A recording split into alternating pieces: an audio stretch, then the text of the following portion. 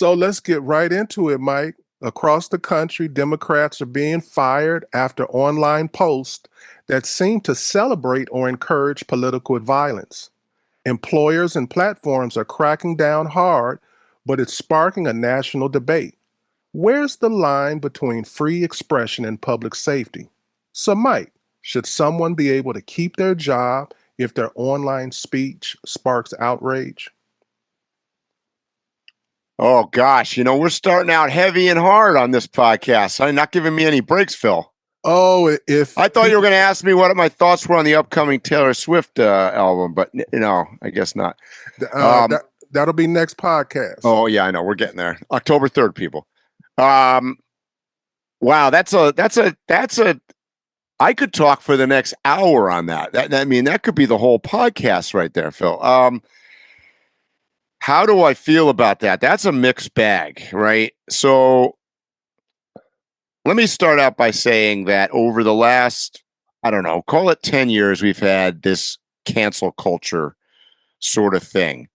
And I know I'm going to take a little bit of flack for this probably, but I think a lot of the cancel culture tended to come from the left side prior to this.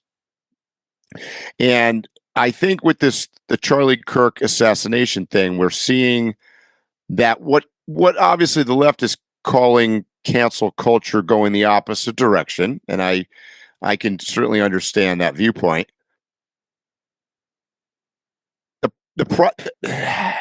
So I mean, some of the difference here, though, is, and I'm not saying there.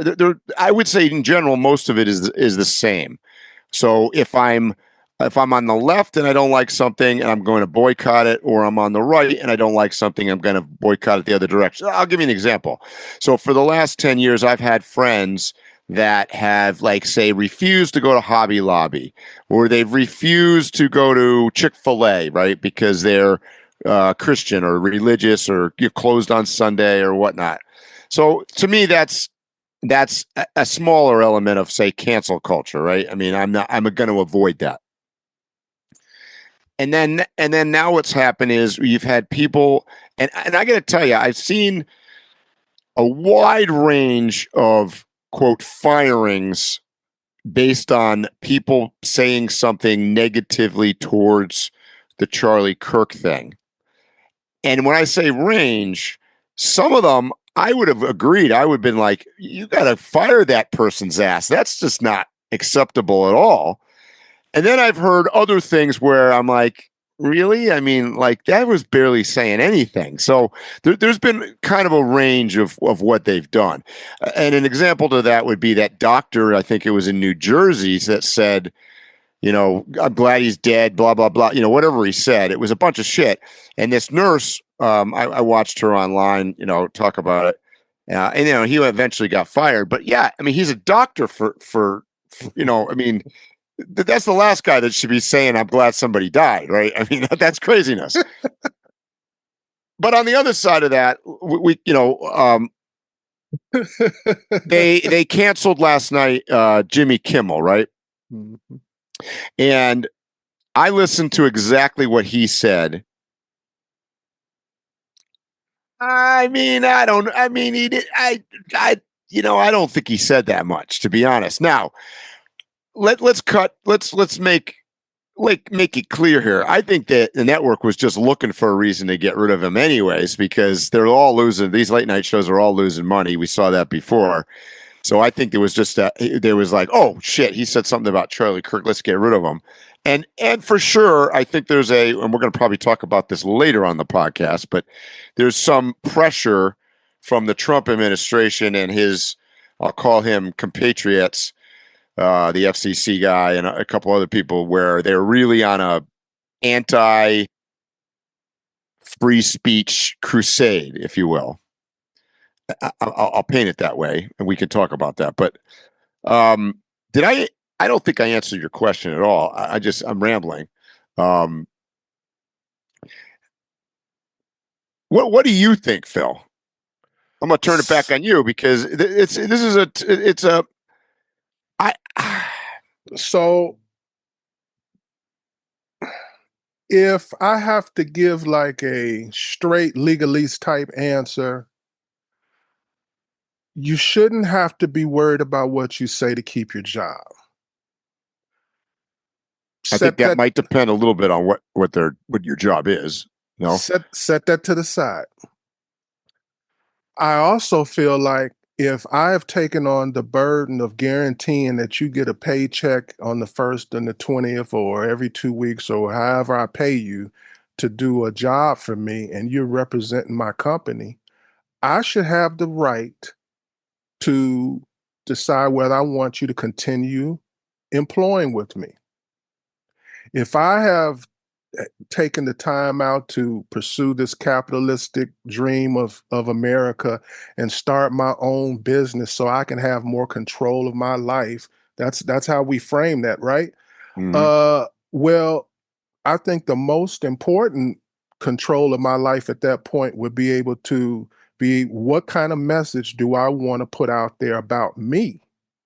And an employee is a direct. If I'm the CEO of Target, the guy all the way on at the cash register has more impact on what people think about the company in their interactions and what they say and do than I do.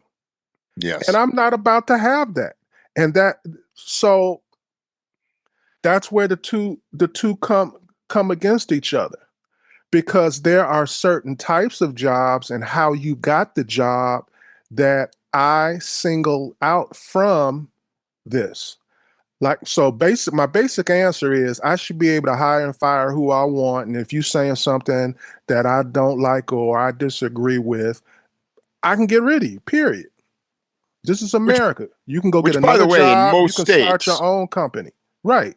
that's legal because most states are at will states, right? Absolutely. So your employer can fire you for any reason, and you should. I mean, when you take a job, I guess you should know that, right? So if I'm going to be a dumbass and go on Facebook and say something dumb, Mm-hmm. I'm in trouble. I mean, I think so. I'm gonna take this a weird viewpoint, and maybe nobody's going to agree with me out there. And So maybe you won't even agree with I me. never finished answering for you, Oh, Mike. good. Well, neither did I. Go ahead. So I had but I have a section of jobs and careers that I do not include in that. I don't think you should be able to fire Jimmy Kimmel. And not because of me watching the video and knowing what he said or what he didn't say. Mm-hmm. These are artists, whether you want to consider them artists or not. They are performers. They are entertainers. I don't want to live in a society where they have to follow law. That's basically it. I don't want them to, when they're thinking of a joke or when they're thinking of their commentary or when they're writing a play or creating a painting. I don't want them to ever think about what parameters they need to stay within, because that's the antithesis of what an artist is that I'm jumping out the box. So I may disagree with what you're saying, but I believe art, performative art, things like that should be excluded from that. And because of the way media works on these big channels, they are under FCC. I don't want the government having that much direct control in being able to control speech. Because basically what is happening is the right is in office and now they're attacking the left, just like when the left was in office, they attacked the right. So you could literally have the people who are going to replace the people that are fired now. When somebody else get in office, they get fired just because of who's in office. And I don't agree with that. Yeah, I agree with you there, Phil. I mean, I think the government has gotten way too politicized from the standpoint of both media and, like you said, these are artists, and I'll completely agree with you. Whether it's a musician or a comedian or a late night talk show host, they should have some latitude. Like, I mean, look, the reason that we watch Saturday Night Live, or you and I have been watching the South Park series, is because it's comedy and it's bringing up current social values and experiments and discourse and whatnot. And I mean, that's why we watch it. So we expect that. So obviously they're going to say something negative from towards one side or the other, or both in some cases. By the way, I don't know if you heard, South Park got canceled for tonight. They canceled about a half an hour ago before we started recording this. They canceled it. So you can paint that picture any way you want. I'm going to paint it my way, and I believe they probably. You had texted me yesterday, Phil, saying, "Hey, do you think they're going to talk about Charlie Kirk?" And I said, "I don't. I wouldn't if I were them." And I have a feeling they may have put something in the episode, or they're scrambling at the last second. They didn't get the damn thing done now because they're worried about it, and that I think is a problem.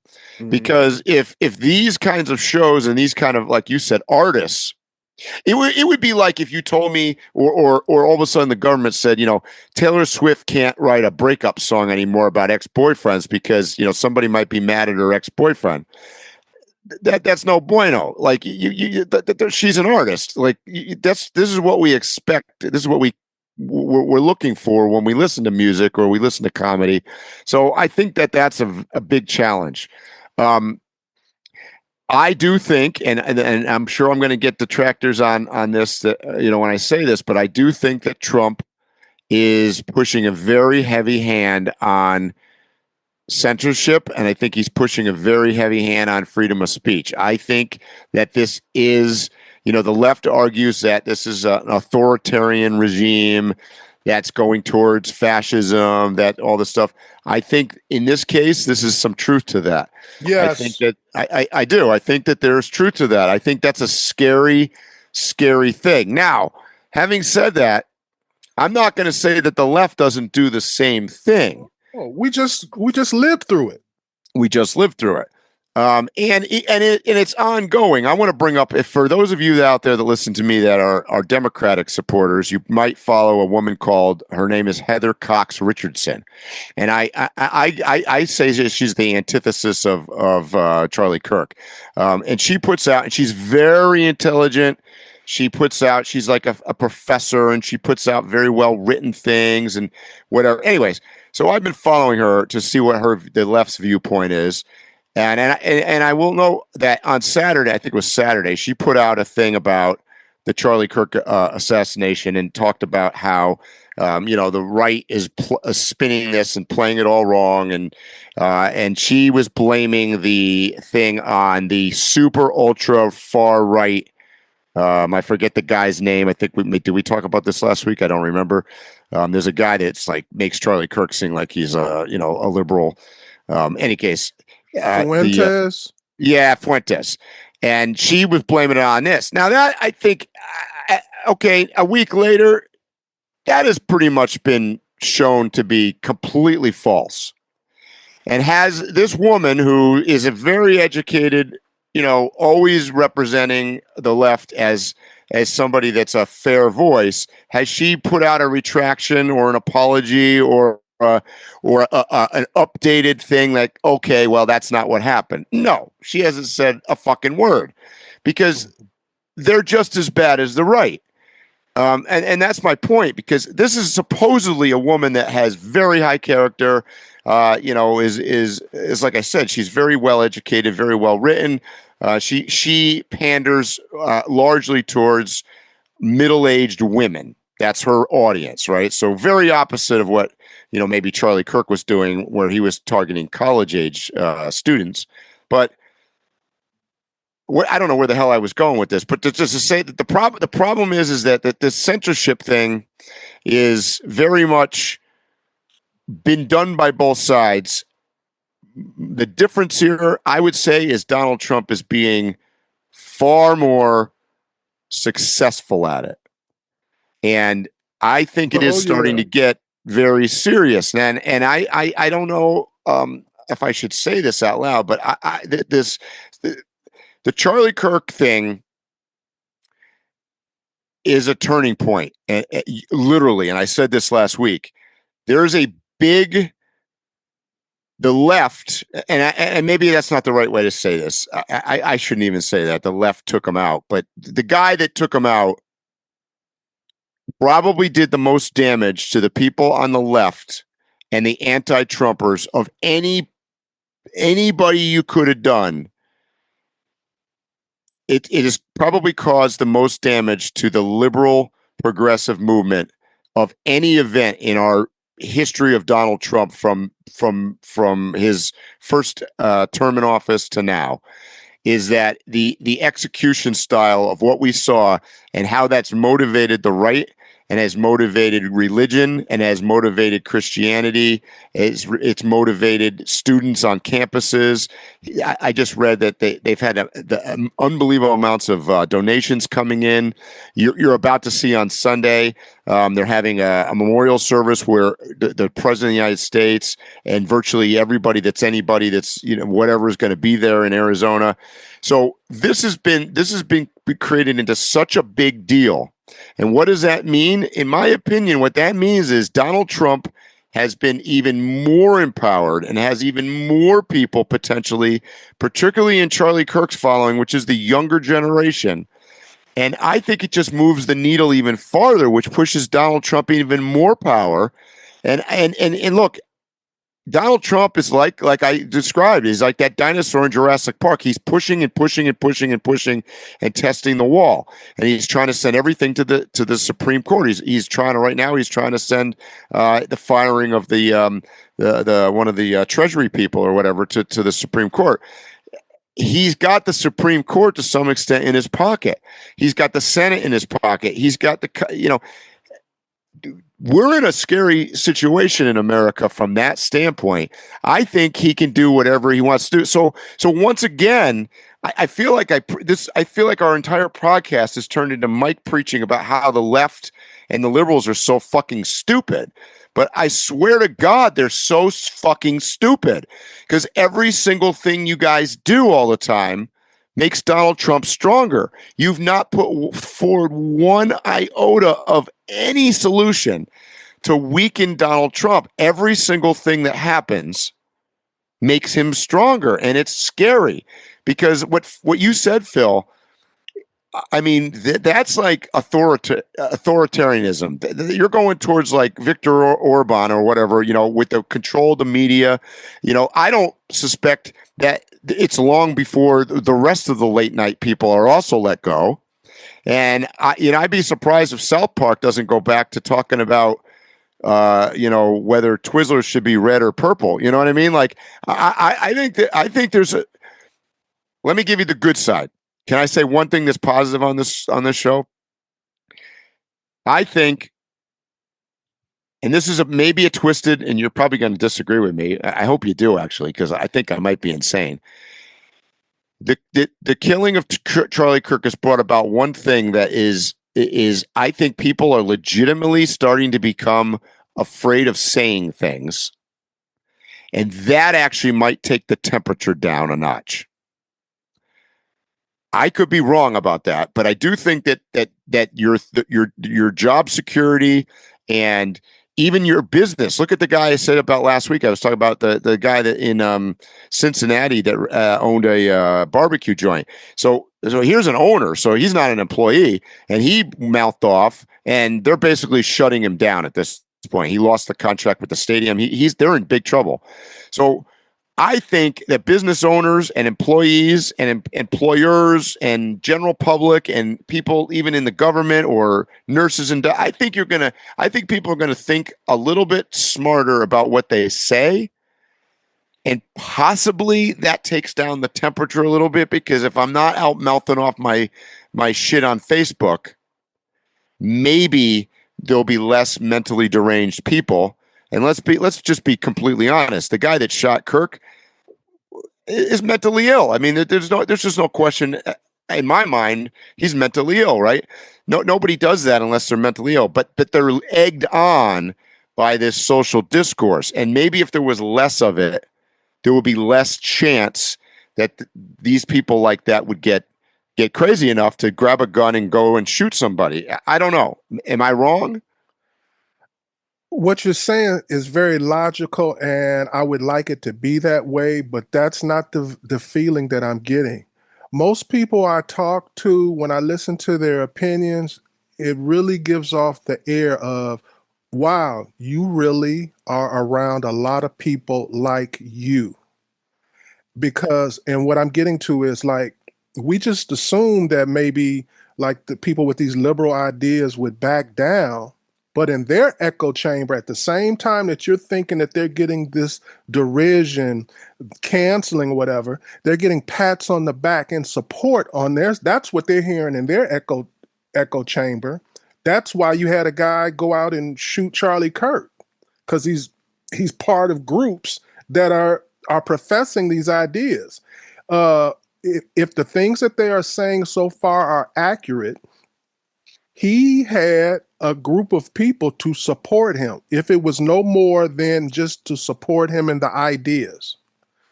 And wow, I've been predicting this, and I said the second phase was coming, but I guess the second phase is already here. I told you early on, I've been building a picture, and I said the next phase is that some of these crazy one-off people are gonna start realizing that there are people who think like them and group together. Well, like I said, if everything is true what they say about them, they've been grouping together. This is just their first action, or action that has been identified. So I'm weird. Am I weird? Let me ask you this question. Maybe the listeners out there can write in and tell me whether I'm weird or not. So I think I said last week, I never followed Charlie Kirk. I'm not a religious person. There's a bunch of ideas that he professes. Okay. I spent 3 hours plus listening to Charlie Kirk since you and I and you guys out there in Listenerville came together last week. And I listened to a bunch of stuff. I listened to him doing a podcast with a bunch of porn stars. I listened to him with Gavin Newsom. I listened to him with you name it. I listened to all this shit. I still don't agree with a bunch of stuff that he says. However, and correct me if I'm wrong. Maybe somebody will. I'm sure, but send me the stuff and unedited. The one thing I will say about him that I found that I guess I didn't, because I was listening to the left a lot, and the left was portraying him as racist, sexist, crazy, overzealous religious, in your face, all the stuff I've heard. And I got to tell you, I didn't see any of that. Now, maybe I didn't watch the right videos. I watched a lot of videos, though. I watched the video about him talking about Martin Luther King. I watched the video about him talking about the guy that got shot, the guy that last year, forget his name.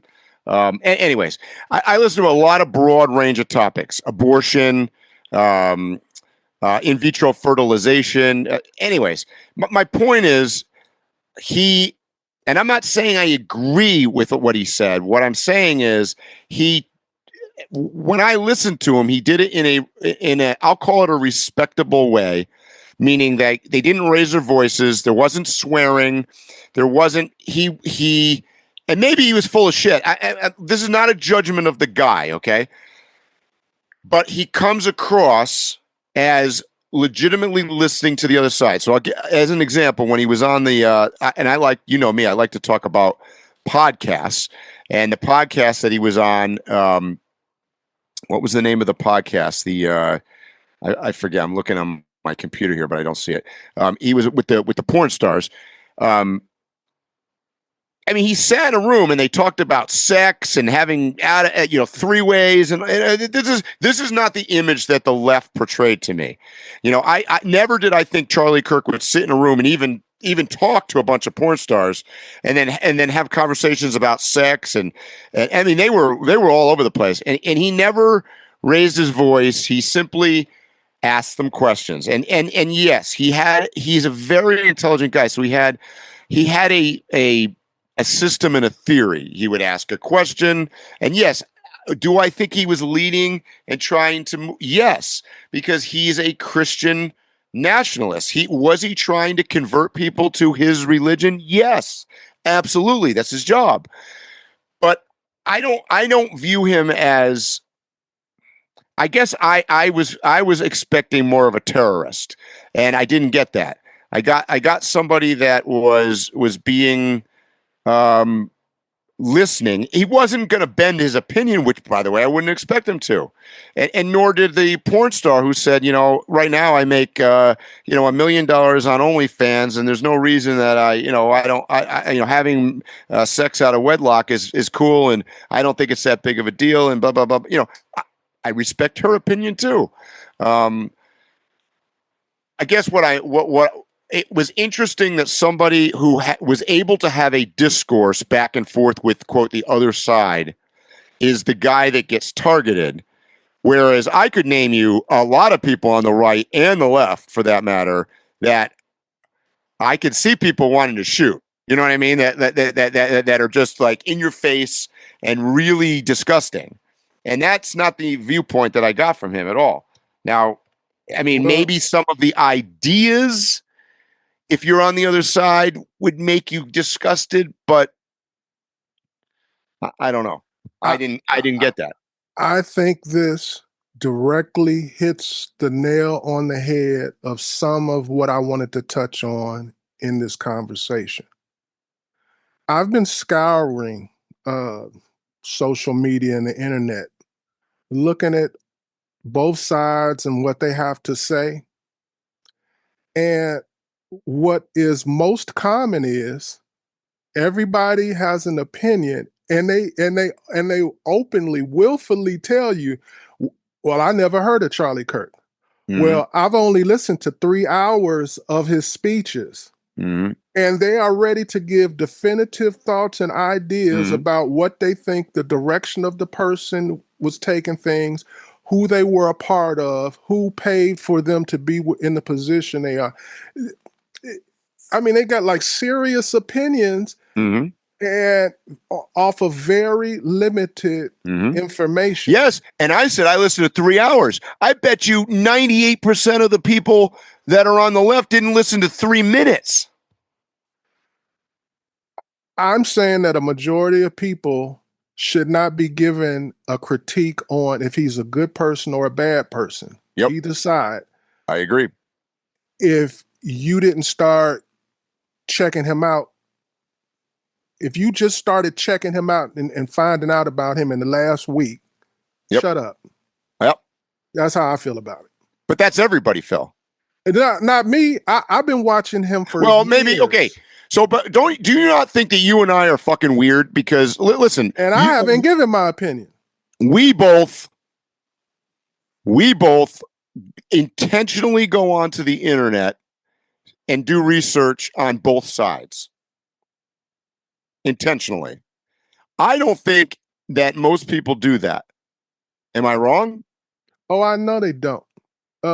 Just the reaction, like when I used to actually read paperback books and books, hardbound books, and I'd go in a public place and people would assume by the name of the book and who it was written by that I was on a side or another. And it's like, no, I read books from everybody because I want to know what they thinking. Okay, so there's 3 levels of. There's Phil's level, who you're professing that you've followed Charlie Kirk or know about it, whatever, for a long time.